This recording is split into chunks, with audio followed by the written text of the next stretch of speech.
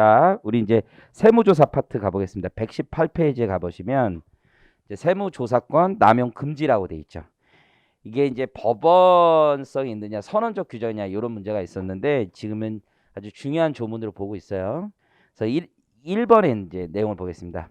세무공무원은 적정하고 공평한 과세를 실현하기 위하여 필요한 범위예요. 필요한 범위에서 최소한 범위 내에서 세무조사를 하고 다른 개인적 목적, 다른 목적 등을 위해 조사권을 남용해서는 안 된다. 굉장히 중요한 문구니까 문구 그대로 기억을 해주시면 됩니다. 동그라미 2번을 보면 세무조사를 할 때 장부 제출을 요구할 수 있는데요. 이때 조사 대상 세목, 과세기간 표준 세액과 관련한 장부만 요구하는 거지 관련 없는 장부까지 요구할 수는 없다라는 얘기예요. 이런 걸 다 권한 남용 금지 원칙이라고 얘기를 합니다. 자, 오른쪽 가보겠습니다. 한번 때리는데 또 때리면 아프죠? 그렇잖아요. 세무조사는 납세자의 영업의 자유를 침해하는 아주 중대한 조항 중에 하나예요. 그래서 우리가 세무조사는 중복조사가 금지되어 있습니다. 원칙이 금지되어 있다는 얘기예요. 보시면 세무공무원은 같은 세목, 같은 과세기간. 자, 밑줄 그어보겠습니다. 같은 세목, 같은 과세기간에 대해서는 두 번 조사를 못하는 게 원칙이에요. 그러니까 원칙은 재조사 금지예요. 그러나 예외가 있는 거예요. 예외. 특별한 사정이 있는 경우에는 재조사가 가능한 겁니다. 자, 아래 재조사가 가능한 경우 있죠. 자, 1번부터 7번까지 묶으시고 요거는 얼추 암기가 돼 있어야 돼요. 뭐 토시가 하나까지 모르지 알 수는 없지만 얼추를 기억하셔야 돼요. 첫 번째는 조세탈루 혐의를 인정할 만한 명백한 자료가 있어야 돼요. 자, 거기 동그라미 쳐볼까요? 명백한 자료. 이 명백한 자료라는 게 어떤 뜻인지는 굉장히 어려운 거예요. 이건 세법학 정도 배워야지 아시는 거고, 그러니까 그전 조사에서 확인할 수 있었던 자료는 명백한 자료가 아니에요. 새로운 자료라고 생각을 하셔야 돼요. 그럼 명백한 자료가 있는 경우. 두 번째는 거래 상대방에 대한 조사를 위해서 나에게 다시 질문 검사할 수 있습니다. 그러니까 내 조사가 아니라 거래 상대방에 대한 조사를 위해서 세무조사가 질문조사권이잖아요. 질문 검사 할 수 있고요. 이건 이제 또 세 번째는 뭐냐면 내가 X 1년부터 5년까지 전에 조사를 했어요. 세무서에서. 그러다가 다시 조사를 나왔는데 6년부터 한 8년 세 개 하기로 했다가 6년 거 보니까 5년에도 잘못된 게 있었어요. 이해하시겠죠? 그럼 조사 범위를 확대할 수 있고 그렇게 되는 경우에 거기 보시는 것처럼 재조사가 가능한 거예요. 2개 이상의 과세 기간과 관련하여 잘못이 있다. 자, 우리 아까 배웠던 재조사 결정이에요.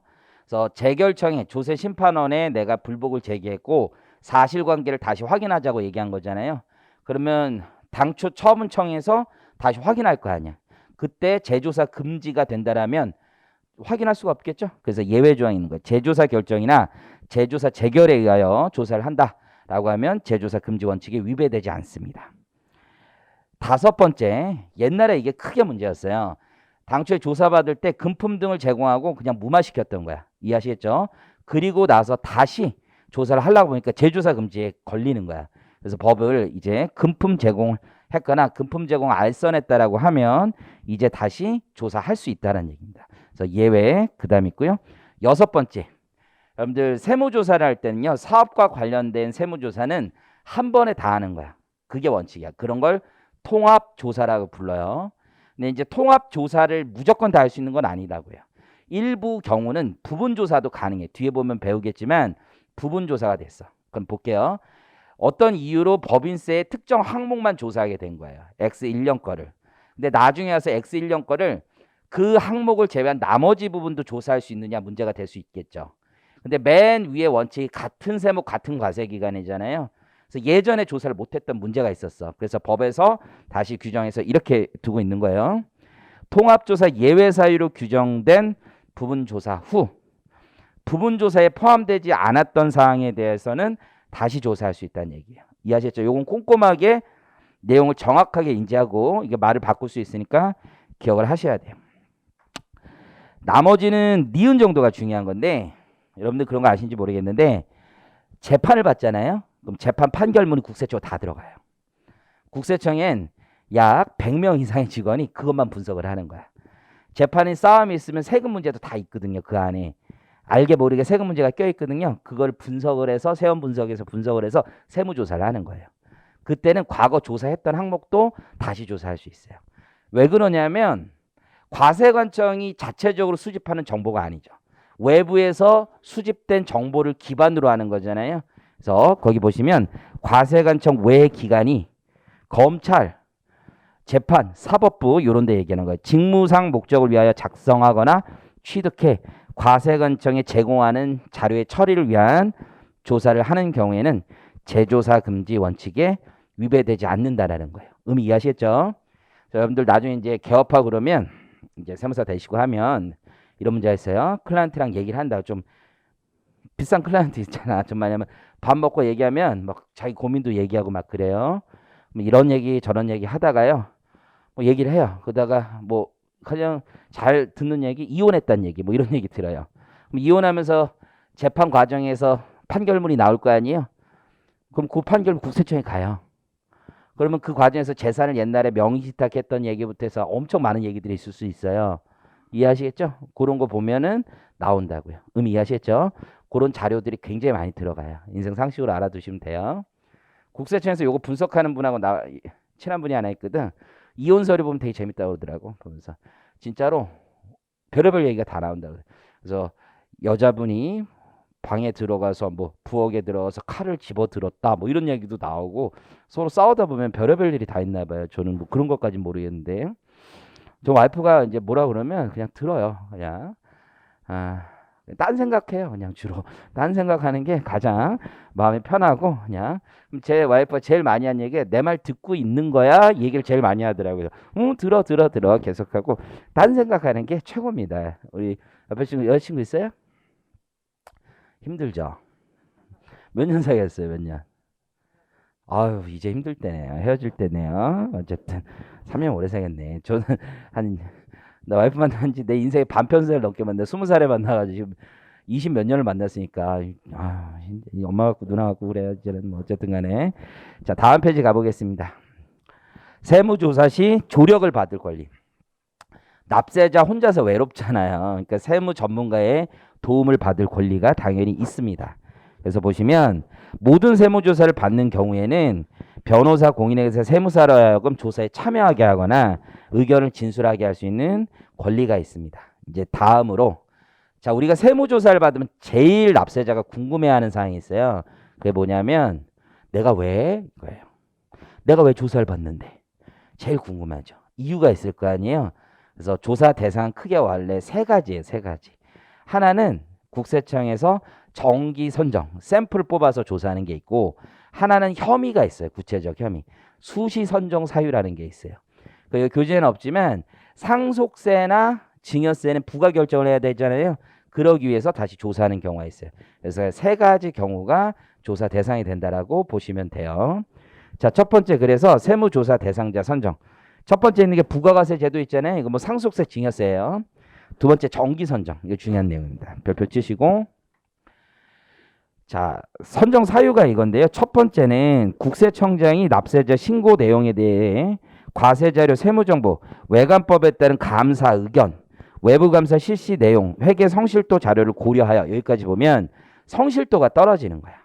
이때 성실도와 관련해서 이런 것들도 있어요. 여기 보세요. 우리가 소득률이라는 게 있어 보통. 이게 납세자가 하면 매출 대비 소득률 업종별로 있는데 그거와 지나치게 차이가 있는 거야. 부가율이라는 게 있어. 업종별 부가율인데 그거와 지나치게 차이가 있는 거야. 그럼 세무조사 대상자로 선정될 가능성이 높아요. 성실도가 낮다고 보는 거예요. 실무에서 그래서 되게 중요한 게 업종을 잘 기재해야 돼. 업종을 납세자 스스로 기재하는데 대부분 세무사분들이 해주는데 업종을 잘못 기재하면 실제는 예를 들어서 도소매야. 그죠? 그럼 도소매는 마진율이 5% 정도야. 예를 들어. 이해하시겠어요? 근데 다른 업종을 해서 그럼 평균 마진율이 1, 2%라고 쳐봐. 의미 이해하셨죠? 그럼 얘는 그 업종 대비 지금 소득률이 다른 거잖아. 그러면 조사 대상자로 선정될 가능성이 굉장히 높아요. 지금 의미 이해하셨어요? 그런 얘기를 잘 모르고 있다가 우리 친구가 이제 개업해가지고 사업자 등록 냈는데 대충 낸 거야. 업종 코드도 대충 넣은 거야. 조사가 나왔어. 잘 마무리됐어. 그런데도 그 업체 사장이 나랑 얘기하는 거야.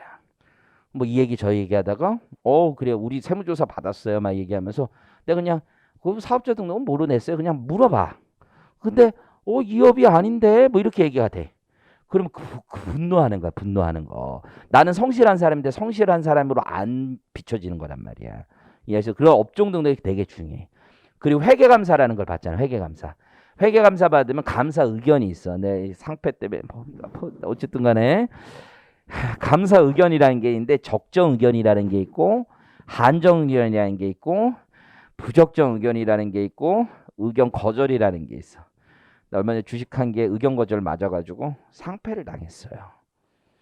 내가 회계사인데 내가 회계사인데 내가 투자한 회사가 상패가 됐어. 나 회계사 맞는지 모르겠어. 어쨌든 아무 생각이 없는 사람인 것 같아요. 그래서 의견 거절 이런 거 받으면 이 회사 장부가 무슨 얘기야? 쓰레기란 얘기야. 쓰레기. 그런 얘기 몰라요? 한정이야 이런 건 처음 들어봤어? 처음 들어봤어? 들어봤어요? 처음 들어봤어요, 뒤에 친구는? 처음 들어봤어? 한정이야 이런 거? 들어본 것 같아요. 어쨌든 이게 장부가 제대로 만들어졌다는 게 적정의견이고 한정의견은 except for 이거 빼고 나머지는 괜찮다는 뜻이고 부적정의견은 영어로 adverse야. 그냥 쓰레기라는 거야. 쓰레기. 다 틀렸다는 얘기야. 의견 거절은 영어로 disclaim이야. disclaim은 의견 안 주겠다는 얘기야. 모르겠다는 얘기야. 이해하시겠어요? 이러면 집에 가야 되는 거야. 상패야. 상패. 상장법인. 이해하시겠죠? 그런 거면 장부 자체를 믿을 수가 없어. 그 장부를 기반으로 해서 세금 신고를 한 거죠. 그 세금도 믿을 수가 없지. 이해하시겠죠? 그러면 조사가 나올 수가 있는 거야. 거기. 그래서 회계 성실도도 다 중요한 거야. 그런 성실도 분석을 한 결과 불성실 혐의가 있다고 인정되면 정기 선정 조사 대상자로 선정될 수 있어요. 이해하시겠죠? 두 번째. 최근 4개 과세 기간 동안 같은 세목 조사를 받지 아니한 납세자에 대해서 업종 규모 경제력 집중을 고려하여 검증이 필요할지 여부가 있는 경우. 이게 자산이 5천억 넘으면요. 세무조사 5년에 한 번은 최소 받아. 대기업은 무조건 받아. 요 조항 때문에.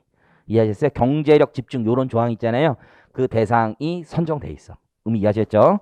세 번째는 랜덤이에요. 랜덤. 무작위 표본 추출 방식. 그러면 아무나 조사할 수 있냐? 이거 아니야. 진짜 돌려야 돼. 그리고 나중에 돌린 거 입증해야 돼. 이해하셨죠? 랜덤으로 뽑는 거야. 그래서 요 세 가지가 있는데 우리가 실무적으로는 이래. 실무적으로. 요거는 이제 수험은 아니고 세무조사 대상 면제자들이 있어. 그게 국세청에 표창 받으면 몇 년 동안 면제해줘. 옛날 해교 있지 해교. 우리 해교도 표창장 받고서 막 그렇게 한 거야. 그래서 몇 년 동안 면제가 되는 규정들이 있어. 지금 법은 소기업들 아주 작은 기업 있잖아요. 그러면 세무조사 대상 선정에서 제외한다는 조항도 있어. 화살표 내용이야. 특정 요건을 모두 충족하는 자에 대해서는 정기 선정에 따른 세무조사를 하지 않을 수도 있습니다. 이해하시겠죠? 자, 오른쪽에 수시 선정 있죠. 이건 진짜 갑자기 조사하는 거야. 왜? 불성실하니까. 그래서 동그라미 1번부터 5번 어디서 많이 본 것 같죠? 처음 봐요? 성실성 추정 배제 사유하고 동일해요. 옆에 써놓으세요. 그래서 수시 선정은 성실성 추정 배제 사유하고 똑같습니다. 성실하지 않다고 보는 거지. 이러면 왼쪽에 있는 선정 사유가 없다 하더라도 선정해서 조사할 수 있는 거예요. 의미 이해하셨죠? 이런 세무조사 대상 선정 사유가 없는데 세무조사하는 건 위법한 행위가 되고 그러한 처분은 무효가 됩니다. 취소할 수 있는 처분이 돼요. 이해하시겠죠? 자, 그 다음 사전 통지. 세무조사를 할 때는요. 먼저 통지서를 주고 조사하는 거야. 왜? 납세자도 준비할 시간이 필요하니까. 그래서 15일 전에 통지하는 게 원칙이에요. 조사 시작 15일 전에 조사 대상, 과세기간, 조사 사유, 부분조사 실시하는 경우 부분조사의 범위를 디테일하게 문서로 통지하는 게 원칙입니다. 이해하시겠죠? 내가 뭘 조사하겠다. 준비해달라 이거예요. 납세자는 성실한 걸로 보통 믿잖아. 그렇죠? 그런데 두 번째 조세 범칙 조사했죠? 이거 지금 얘네 잡으러 가는 거야 진짜. 이게 형사처벌의 대상이 돼요. 그러면 범죄자에게 나 너 조사로 간다 이렇게 하진 않겠죠? 갑자기 급습하는 거잖아. 때문에 얘는 사전 통지하지 않아요. 세 번째, 증거 인멸의 우려가 있다라고 생각되는 경우에도 사전 통지하지 않습니다. 그래서 정기 선정 대상자라도 증거 인멸의 우려가 있다고 인정되면 사전 통지 다 안 할 수 있어요. 그래서 실무에서는요, 대기업들은 사전 통지를 많이 해. 대기업 중에 진짜 큰 사건이 있으면 사전 통지 안 하지만 웬만하면 사전 통지하고 중소 중견기업은 사전 통지 잘 안 해. 왜냐면 중소 중견기업은 그런 통지서 나오면 뭐 빼돌리기 바빠 대부분이 일반적으로. 실무가 그래 실무가. 그래서 그냥 오는 거야. 아침에 와서 다 일어나세요. 주머니에 있는 거 다 빼세요.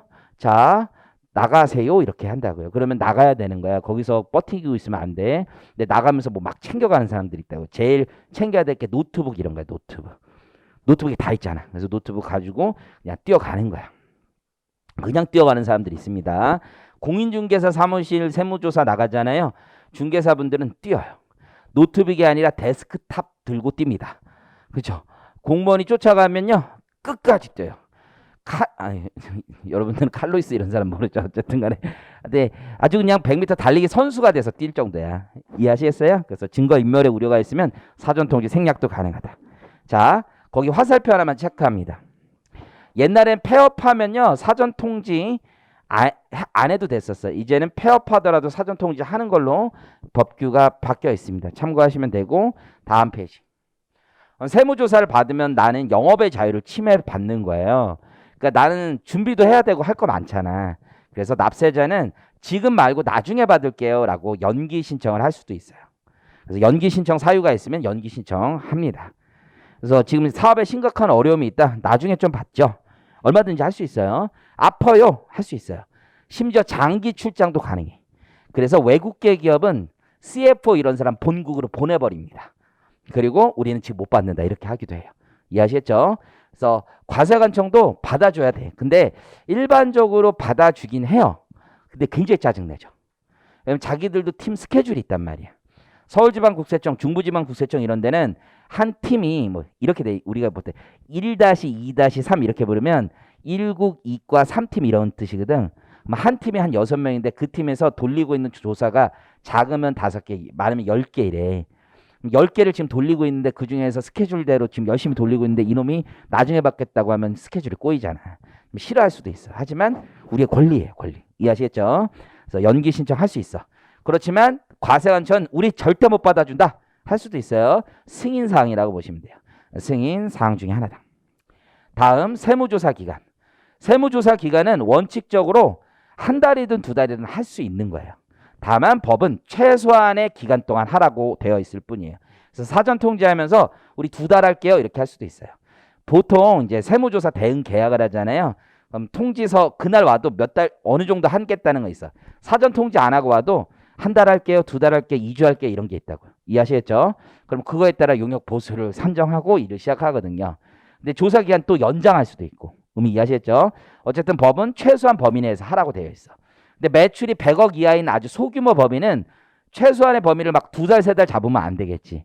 그래서 법에는 단서 규정 있죠. 매출 가장 큰 과세 기간, 조사 대상 기간이 3년인데 그중에 가장 큰 매출 기간이 과세 기간의 매출이 거기 100억 원 미만이면 20일 이내로 하라고 되어 있습니다. 이해하시겠죠? 세무조사는 연장이 가능해요. 사유는 몰라도 돼. 연장 가능하다. 그것만 기억하시면 되고 오른쪽. 때로는 세무조사 기간 제한 없이 끝까지 파자라고 할 수도 있어. 그래서 제한이 없는 경우도 있다. 아주 불성실험이 굉장히 큰 경우가 되겠죠. 외울 수는 없어요. 이거 어떻게 돼요? 이걸 다 외우다 보면 어떻게 되냐면 섞이게 돼 있지. 아까 성실성 다 나쁜 놈들 같고 이상한 놈들 같고 이러면 안 될 것 같고 그렇잖아요. 저는 보면 어떻게 다 이렇게 하지 이렇게 생각이 드는데 어쨌든 요거 다 못 외워요. 그러니까 큰 틀을 이해하는 게 중요해요. 세무조사 기간은 최소한 범위 내에서 하되 특정 업자들 매출 100억 안 되는 애들은 뭐 20일 정도 안에서 하더라.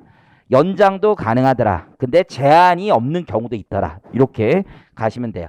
결국 본질은 뭐냐면 실제적 진실을 찾기 위해서 우리가 어디까지 허용하고 납세자의 권리를 어디까지 보호할 거냐가 법에 상충되는 거니까 원칙을 어떻게 두고 예외를 어떻게 두는지를 잘 기억하시면 된다 이거예요. 이해하셨죠? 세무조사는 중지할 수도 있어. 보통 이런 경우 때문에 그러는데 한 달 잡고 나왔어요. 근데 조사관이 이거 한 달 가지고 부족해. 그럼 연장을 해야 되잖아. 그럼 실무에서 문제가 뭐냐면 납세자 보호관의 승인을 받아야 돼. 그러니까 한 달 하려면 복잡해. 그러니까 중지를 시켜놓는 거야. 우리가 소멸시효 중지에서 봤듯이 중지된 기간은 조사 기간에 산입하지 않잖아. 그 기간 동안을 중지시켜놓고 실제 작업을 하는 거지. 이해하시겠죠? 그 사항 내가 보시면 돼. 중지는 납세자도 신청할 수 있어. 저 자료 준비하니까 필요합니다라고 해서. 이해하시겠죠? 거기 보시면 1번 중지 신청한 경우 있죠? 1번 나와 있잖아. 세무조사 연기 신청 사유가 있어서 중지 신청한 경우도 중지가 가능하고 중지한 기간은 세무조사 기간에 산입하지 않는다.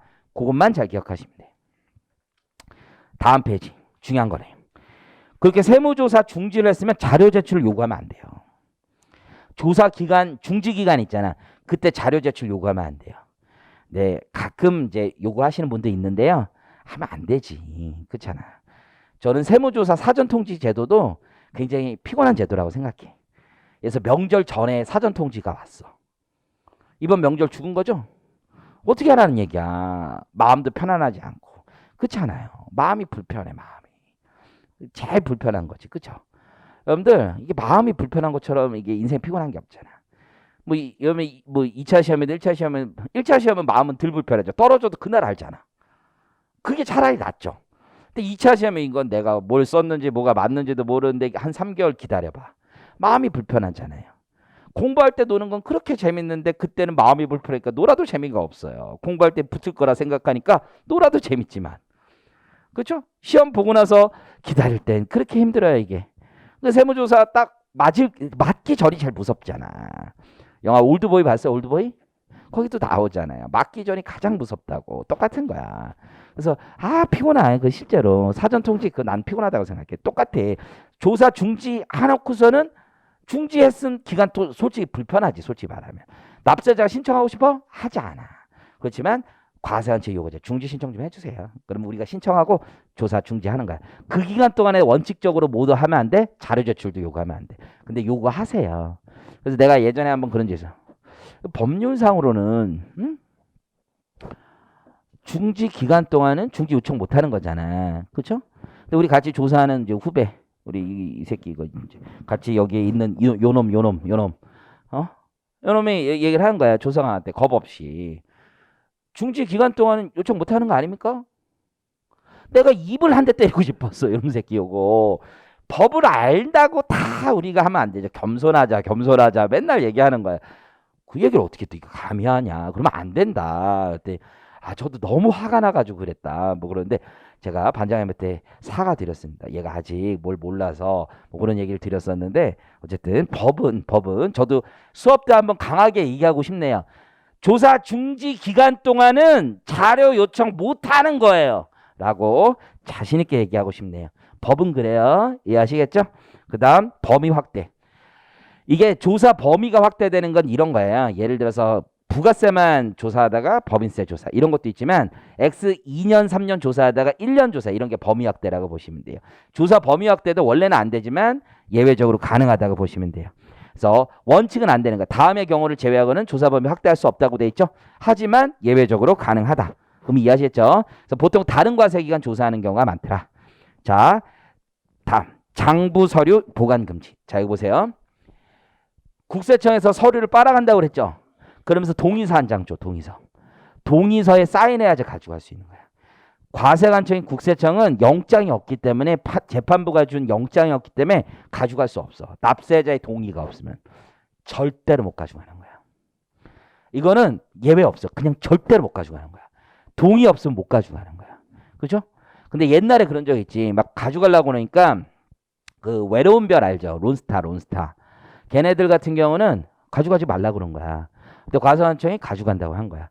동의서 안 쓴다고 한 거죠. 그때 그냥 가져가니까 어떻게 하는 거야? 소화기 뿌렸어요. 소화기. 공무원한테. 겸손해야 되는데. 어쨌든 간에. 그렇게 못 가져가는 거야 원래. 재판부에 영장이 없으면 못 가져가.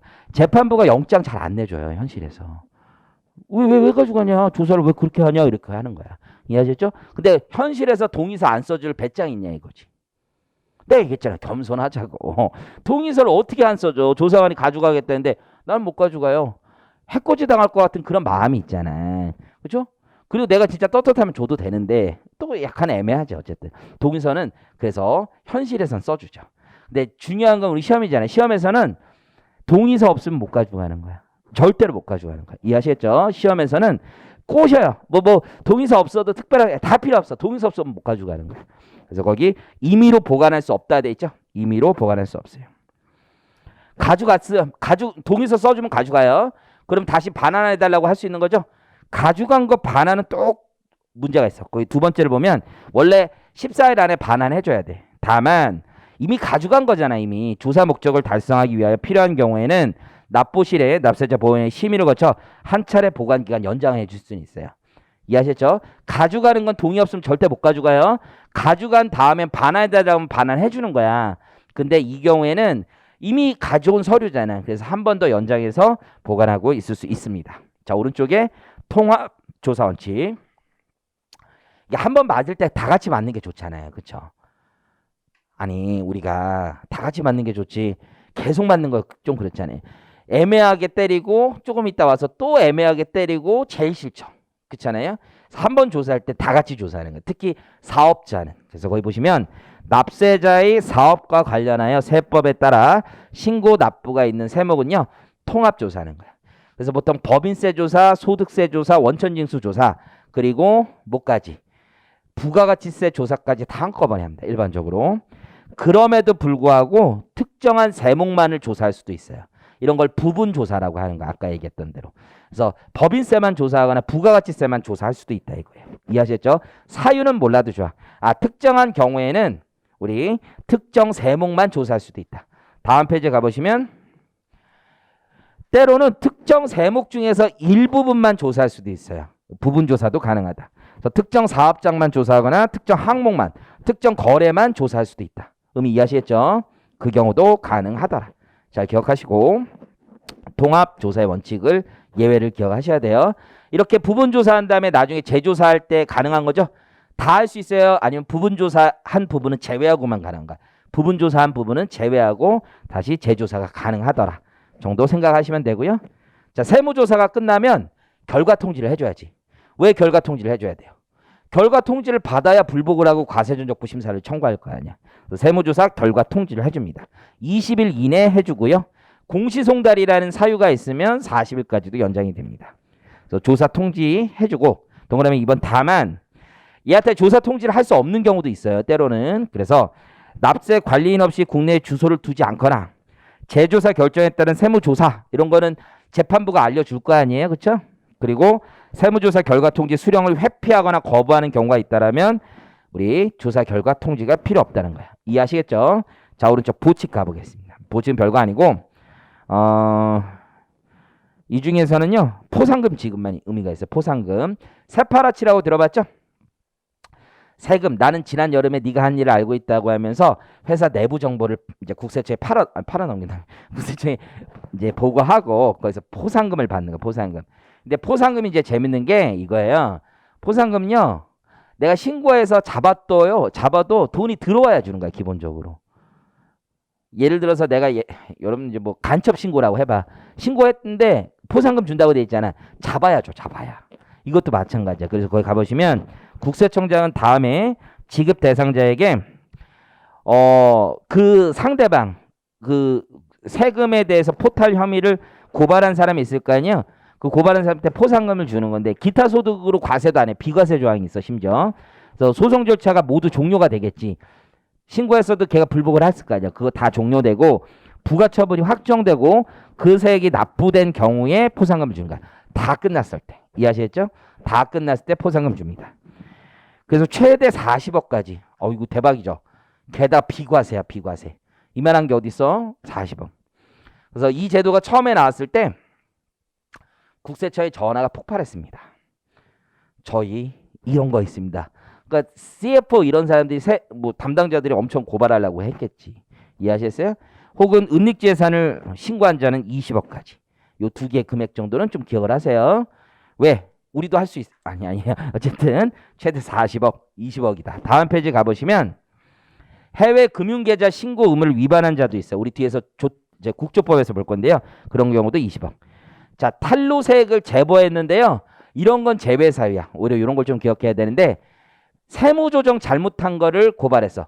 국세청도 알 수 있잖아. 그건 세무조정 잘못한 건. 그게 찾기 어려운 중요한 정보라고 보기 어렵잖아요. 그렇죠? 그게 동그라미 1번. 기업회계가 세무회계 차이로 세액 차이가 발생했어. 이건 최악이지. 지가 잘못했고 세무 담당은 지가 잘못했고 고발하고 뭐 이런 놈도 있을 거 아니야. 안 되는 거고요. 그다음 평가 가액 차고 있죠. 이것도 국세청에 쉽게 발견할 수 있는 거예요.